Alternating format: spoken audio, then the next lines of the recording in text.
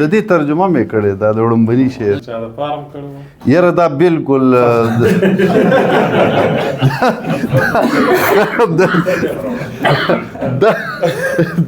دا یو هغه ده پریزنټیشن او بس دې ملګرو کې شاعر شعر مې څه په مو په وایي کنه شاعر شته دی مرا ډېره زیاته مننه تاسو راتګ مو تاسو چې هلته کوم نو سپاس کوم خان کریم افریدي صاحب ته چې دا خپل کلام یو اسد والا وی بیا اودی جذبے میں پزړګي کې راويخيږي تور پېکې چې په جبین دې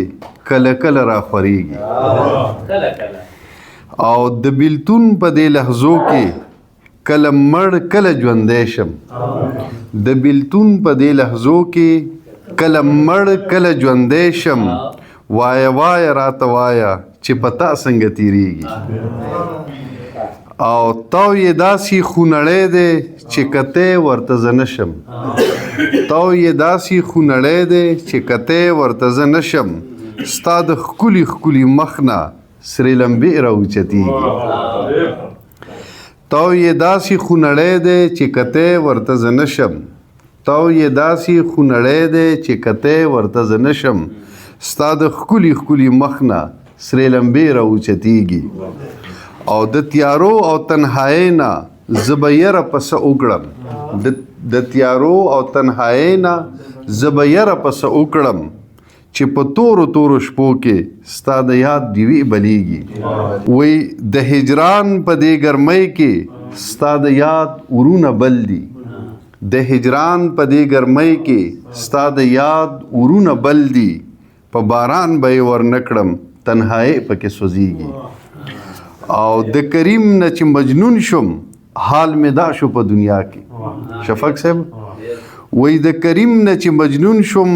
حال مې دا شو په دنیا کې د لیلا په محبت کې په ما کاڼي راوري او بیا اودی جذبې مې په زړګي کې راخوريږي تور پېکې چې په جبین دې کله را خوريږي او د دې وړومبني شعر ترجمه په اردو کې هم داوم یو شعر دی وای جب بھی تیرے ماتے پہ بکھرتی ہے سیاہ زلف جب بھی تیرے ماتے پہ بکھرتی ہے سیاہ زلف سوئے ہوئے جذبات بفر جاتے ہیں دل میں دا د دې ترجمه مې کړې ده د وړومبني شعر چا د فارم کړو یاره دا بالکل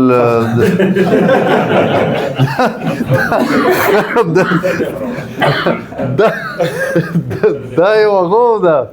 پریزنټیشن او بس دې ملګرو کې شاعر شعر مې څه په مو په وایي کنه شاعر شته دی دا ډېره زیاته مننه تاسو راتګ مو تاسو چې هلته کوم